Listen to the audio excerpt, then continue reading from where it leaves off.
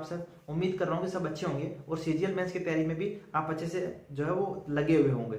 अब देखिए, अभी जो अब आप तैयारी कर रहे हो सीजीएल मेंस की और एग्जाम की केवल 1.5-2 महीना बचे हैं, तो आपके लिए एक बड़ा इश्यू ये होता है कि सर जो मॉक टेस्ट में मार्क्स है वो या तो मेरे बढ़ ही नहीं पा रहे, और अगर बढ़ भी रहे हैं तो बट एक जगह आके रुक गए हैं। अब उस स्कोर को किस तरह आप अच्छे स्कोर तक 90+ परसेंटाइल तक लेके जाओगे, सारी बातें हम आज की वीडियो में करने वाले हैं। मॉक टेस्ट को किस तरह से आपको एनालिसिस करना है, कौन सी चीजें आपको इंप्रूव करनी है जिससे आपका जो स्कोर है वो इंप्रूव हो, हर एक सारी जो बातें वो मेरे एक्सपीरियंस की बेस पे होगी कि किस तरह मैंने सीजीएल 2020 से एसोसिएशन पोस्ट ली, तो उसके लिए मैंने किस तरह से इन चीजों को हैंडल किया था। तो आपको ये वीडियो अंत तक देखना है, और अगर आप अंत तक देखते हो तो सारे पॉइंट्स देख लेना। अगर आपके जितने भी पॉइंट्स मैं आज बताऊं अगर सारे सही नहीं है तो उन सभी पॉइंट्स को सही करना, और उसके बाद देखना आपका स्कोर जरूर इंप्रूव होगा। तो वीडियो को अंत तक जरूर देखना। चैनल पर नए हो तो चैनल को सब्सक्राइब कर लेना, और जो नोटिफिकेशन है उस बेल को भी प्रेस कर लेना, ताकि आगे आने वाले सारे इंपॉर्टेंट वीडियोस की नोटिफिकेशन आप तक पहुंचते रहे। अब हम बात करते हैं आज के टॉपिक की कि किस तरह से आपको मॉक टेस्ट को एनालिसिस करना चाहिए या बाकी चीजें करनी चाहिए कि आपका स्कोर है। जब हम क्या कर रहे हैं कि लगातार, अब होता क्या है कि अभी का जो ट्रेंड है वो ये है कि ये कहा जाता है कि मॉक टेस्ट दो, मॉक टेस्ट दो, मॉक टेस्ट दो, और हम मॉक टेस्ट लगातार दे रहे हैं, दिन में 2-2 दे रहे हैं, कई लोग पर डे मॉक दे रहे हैं। बट हो क्या रहा है, हम कभी कहा छोड़ रहे हैं कि हम उन मॉक टेस्ट को तो दे रहे हैं बट उनमें जो कमियां हैं उन चीजों को हम आउटपुट बाहर नहीं निकाल पा रहे। मतलब मॉक टेस्ट का मतलब ये होता है कि हमें एग्जाम में कौन सी गलतियां नहीं करनी है उनको हम मॉक टेस्ट के थ्रू जो है ऑब्जर्व करते हैं, और उन मॉक टेस्ट से ये हम आउटपुट निकालते हैं कि हमें कहाँ वीक है, हमें कौन से टॉपिक जो है रिवाइज करने हैं, हमें कौन से टॉपिक के पीवाईक्यू करने हैं। मॉक टेस्ट जस्ट अबाउट उन चीजों के लिए होता है। बट हमने मॉक टेस्ट को क्या बना दिया, एक ट्रेंड बना दिया कि हमें डेली मॉक टेस्ट देना है, उससे मेरा सिलेक्शन होगा। 100, 150, 200 मॉक टेस्ट दूंगा तभी जाके मेरा अंत में क्या होना है, सिलेक्शन होना है। तो इस चीज को सबसे पहले आपको अवॉइड करना है। आप ये मत सोचो कि आपका सिलेक्शन तभी होगा जब आप 100, 150 मॉक टेस्ट दोगे।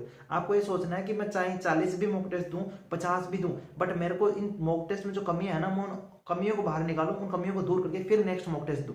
कि जो आपने अगर 10 मॉक टेस्ट दिए हैं तो उनमें से आपको ये देखना है कि उनमें से कितनों में आपका एक सेम टॉपिक जो रॉन्ग हो रहा है। मतलब जैसे अगर आपने ज्योमेट्री, आपका 10 में से 7 मॉक टेस्ट में गलत हुआ है या 3 में सही हुआ है, तो आप समझ लो कि आपके कहीं ना कहीं ज्योमेट्री वीक है, आपको अभी भी उसके पीवाईक्यू करने की जरूरत है, उसका रिविजन करने की जरूरत है। मैं तो कह रहा हूँ कि अगर 10 में से 5 में भी आपका ज्योमेट्री या कोई भी एक टॉपिक, चाहे ट्रिगोनोमेट्री हो या अलजेब्रा हो, वो 5 में सही है बट 5 में गलत है, इसका मतलब है कि अभी भी आपको उसको रिवाइज करने की, उसके पीवाईक्यू करने की जरूरत है। तो आपको क्या करना है, 10 मॉक टेस्ट अगर आपने दे लिए ना तो सारे टॉपिक लिखिए। अब आप रीजनिंग के भी लिख लीजिए, उसमें मैथ्स के भी लिख लीजिए, और बाकी चीजों को भी देख लीजिए। अब उसमें ये देखिए कि आपका कॉन्स्टेंटली कौन सा टॉपिक जो है वो 10 मॉक टेस्ट में से में ज्यादातर मॉक टेस्ट में गलत हुआ है। अब हो सकता है वो 7 में गलत हुआ हो, 6 में गलत हुआ हो, 5 में गलत हो, बट ये एक रेंज है। अगर 5 से ज्यादा में गलत हो रहा है, इवन मैं तो कह रहा हूँ 4 से ज्यादा में भी अगर आपका गलत हो रहा है ना, तो आपको ये देख लेना है कि उस टॉपिक में आपकी कहीं ना कहीं वीकनेस है, और आपको करना क्या है, उस टॉपिक के 200, 250, 300 जितने पीवाईक्यू कर सकते हो वो पीवाईक्यू करो, उसके बाद नेक्स्ट मॉक टेस्ट पे जाओ। समझ रहे हो इस चीज को? मेरा कहने का मतलब ये है कि अगर आपको पता चल रहा है कि हाँ मेरी इस टॉपिक में कमी है,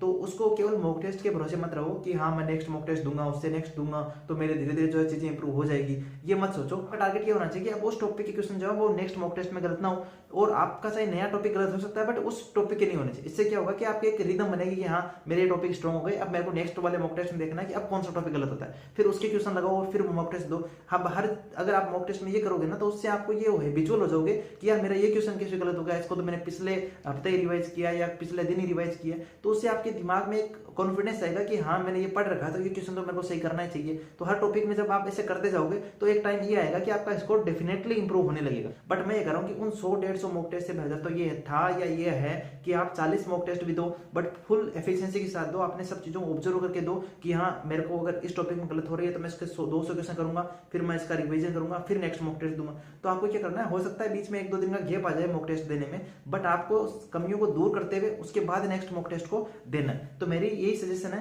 कि आप जितनी भी कमियां आपको मॉक टेस्ट में दिख रही है, सारी कमियों को ऑब्जर्व करो, सब चीजों को देखो कि हाँ मेरी यहाँ कमियां है, यहाँ मेरे को इंप्रूव करना है, और उसके बाद मैं नेक्स्ट मॉक टेस्ट दूंगा और फिर ये टॉपिक में क्वेश्चन गलत कर होके दिखाए। मतलब ये कॉन्फिडेंस अपने अंदर रखो, ये कॉन्फिडेंस, ये ऊर्जा रखो कि यार चाहे इस मॉक टेस्ट में तो इसने मेरे नंबर कम कर दिए, बट नेक्स्ट मॉक टेस्ट में इस टॉपिक का क्वेश्चन मेरे से गलत नहीं होना चाहिए। और वो क्यों नहीं होगा, वो इसलिए नहीं होगा कि आपने उस मॉक टेस्ट में से कमियां निकाली थी, आपने देखा था मेरा ये टॉपिक वीक है, और फिर उस टॉपिक का रिवीजन करके गए, आपने उस टॉपिक के जितने भी कंसेप्ट थे वो सारे देख लिए कि हाँ ये कंसेप्ट है, और मैंने अब देख लिया, अब नेक्स्ट मॉक टेस्ट में मेरा वो टॉपिक गलत नहीं होगा। तो डेफिनेटली आपका नेक्स्ट मॉक टेस्ट में उस टाइप का या उस टॉपिक का क्वेश्चन गलत नहीं होगा, और यही चीजें जो है आपका स्कोर इंप्रूव करती है। ऐसा ही मैंने किया था, ठीक है। तो आपको भी यही करना है कि अपनी जो कमी है ना उनको इंप्रूव करके फिर नेक्स्ट मॉक टेस्ट देने की सोचना है। देन की आप टारगेट बना के चल रहे हो कि मेरे 150-200 मॉक टेस्ट हो। अब बाकी बातें भी कर लेते हैं। देखिए, जब आप टेस्ट मॉक टेस्ट दे रहे हो ना, तो सबसे पहली बात आपको ये ध्यान में रखनी है कि आपको mock test as a exam भी फील करके देना है। आपको ये देखना है कि जैसा मैं एग्जाम में सोच रहा हूँ ना कि मैं इस तरह से एग्जाम को कंप्लीट करूंगा या एग्जाम में सब चीजें सेटल करूंगा, तो वैसे की वैसे चीजें आपको मॉक टेस्ट में भी अप्लाई करनी है। अगर आप ये सोच रहे हो कि मैं एग्जाम में जो है किसी क्वेश्चन पे रुकूंगा नहीं, मैं जो है वो लगातार क्वेश्चन करता जाऊंगा, मैं जो है वो मतलब अगर मेरे को दिख रहा है कि हाँ यार ये क्वेश्चन जो है टाइम टेकिंग है तो मैं उसको बाद के लिए छोड़ दूंगा, ये सब चीजें अगर आप सोच रहे हो कि मैं एग्जाम में करूंगा, तो वो सारी की सारी चीजें जो है वो अभी मॉक टेस्ट में भी अप्लाई करो। मतलब अगर आपको ये भी लग रहा है ना कि मैं 18x17 को जो है मैं माइंड में कर सकता हूँ, तो आपको अभी से ही इस चीज की आदत डाल लेनी है। देखिए होता क्या है कि आपने भी एग्जाम में फील किया होगा कि आप 18x17 या 19x8 को भी क्या करते हो, फिर मल्टीप्लाई करके देखना पड़ता है कभी कभी एग्जाम में। ये चीज क्योंकि मैंने एग्जाम दिया तो मेरे को भी फील है और मेरे को भी पता है, तो ये चीज कोई सुपरफिशियल चीज नहीं है। हम फील करते हैं एग्जाम में ऐसा होता है, तो क्यों होता है उसका पीछे का रीजन ये है कि हमने जब मॉक टेस्ट दिए थे ना, तो उस चीज में हम मतलब ये थे कि हमने उन चीजों को अप्लाई नहीं किया था। तो आपको अभी क्या करना है, अभी से ही जो चीजें आप सोच रहे हो ना कि मैं एग्जाम में अप्लाई करूंगा,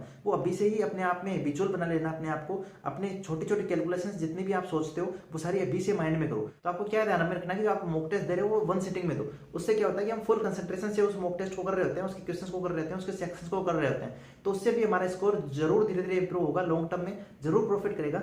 अगर हम क्या कर रहे हैं, एक साथ मॉक टेस्ट को दे रहे हैं, आप पुश का ऑप्शन आता है तो आप पुश करके सुबह का शाम, शाम का सुबह दे रहे हो, तो उससे भी आपका स्कोर जो है वो कम होता है। ये जरूर प्रभाव डालता है, रिफ्लेक्ट करता है। आपको एक टेस्ट में नहीं पता चलता, बट लॉन्ग टर्म में ही आपको पता चलता है कि हाँ ये भी प्रभाव डालता है उस चीज का। तो आपको अभी से आदत डालनी है कि आप जो भी टेस्ट दे रहे हो ना, वो आपको एक सिटिंग में ही देना है। कोशिश करना है कि मैं एक सिटिंग में उस टेस्ट को कंप्लीट करूं। अब देखो एक मोस्ट इंपॉर्टेंट चीज ये है कि जब आप मॉक टेस्ट दे रहे हो तो आपको दिख रहा है कि हाँ मेरे ये क्वेश्चन गलत हो रहे हैं, ये मेरे सही हो रहे हैं, ये क्वेश्चन वो हैं जो मैंने तुक्के से लगाए और सही हो गए। तो 3 कैटेगरी 4 कैटेगरी है इस तरह की, जो मेरे को पता है कि हाँ ये चीजें हैं।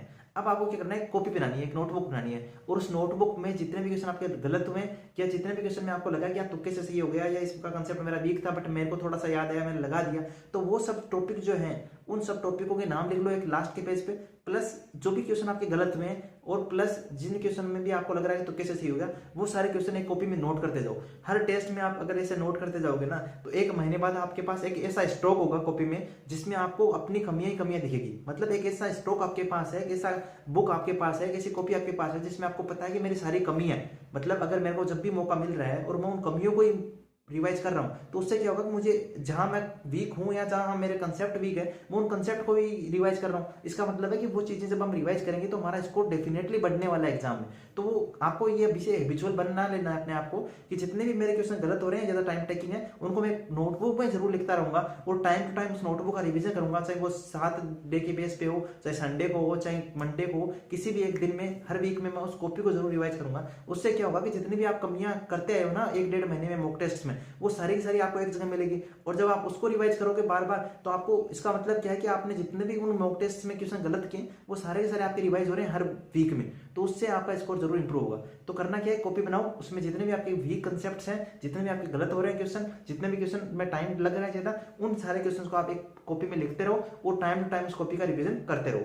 और मुझे लगता है कि ये अगर आप करते हो ना ये कॉपी वाला, तो आपको जरूर बहुत ज्यादा प्रॉफिट होने वाला है। मैंने भी किया था अपने मेंस से पहले, जब मेरा मॉक टेस्ट वगैरह दे रहा था, तो मैंने सारे के सारे जितने भी मेरे को लगी थी सारी चीजें जो है मैंने उस कॉपी में लिखी थी और सारी की सारी उन चीजों को बार बार रिवीजन किया था और उसका बहुत ज्यादा प्रॉफिट मेरे को हुआ था मेंस में। तो आपको ये चीज जरूर कर लेनी है कि जब आप ये सब पढ़ रहे हो, आप मॉक टेस्ट दे रहे हो, तो आपको जितने भी चीजें लगे ना कि हाँ यार ये क्वेश्चन गलत हुआ है, इसमें ज्यादा टाइम लग रहा है, ये कंसेप्ट नया है, तो उस चीजों को एक कॉपी में लिखते रहो। और जब आपके पास अच्छा सारा स्टॉक हो जाए तो उसको बार बार रिवीजन करते रहना। ये ध्यान रखना, लिखने से कुछ नहीं होगा, चीजों को बार बार रिवाइज करने से होगा। तो उन चीजों को बार बार रिवाइज करते रहना। जब आपका एग्जाम में 3, 4, 5 दिन भी बचेंगे ना, और आपके पास ये है कि अब मैं पूरा सिलेबस कैसे पढूं, बट अगर आप उस कॉपी को पढ़ लेते हो ना, तो इसका मतलब है कि आपने अपनी सारी कमियों को पढ़ लिया, जो जहां भी आप गलती कर सकते हो या जहां आपने गलतियां की है, तो उस कॉपी को पढ़ने से ही आपका सारा सिलेबस जो है कवर हो जाएगा।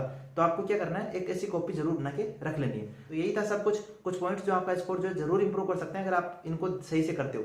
तो जितने भी पॉइंट्स बताए गए हैं आप इनको एक कॉपी में नोट डाउन कर लो और उनमें लिखते जाओ कि हाँ मेरा ये पूरा हुआ या नहीं हुआ, या मैंने चीजें सही कर रखी है कि नहीं कर रखी। तो अगर आप इन चीजों को करते जाओगे ना, तो डेफिनेटली आपका स्कोर इंप्रूव होगा। तो अगर अभी तक इनमें से किसी भी सेक्शन में आपने कमी छोड़ी है, जो बातें मैंने बताई है, किसी भी पॉइंट में अगर कमी है, तो उन कमियों को दूर कर लो और फिर उसके बाद मॉक टेस्ट को दो, ताकि आपका स्कोर जो है इंप्रूव होगा। और ये सब चीजें मैंने की है, मेरा स्कोर इंप्रूव हुआ है, उसी बेस पे मैंने आपको बताया। तो उम्मीद कर रहा हूँ कि आपको सारी जानकारी अच्छी लगी होगी। अगर चैनल पर नए हो तो चैनल को सब्सक्राइब कर लेना, बेल आइकन को प्रेस कर लेना, और वीडियो अच्छा लगा हो तो वीडियो को लाइक जरूर कर देना। आज के इस वीडियो में इतना ही। एट लास्ट नववर्ष की आपको बहुत शुभकामनाएं। आपका स्कोर मॉक टेस्ट में भी बढ़े और एग्जाम में भी आप बहुत अच्छा स्कोर करके आओ, अच्छी जॉब लो। All the best, bye bye दोस्तों।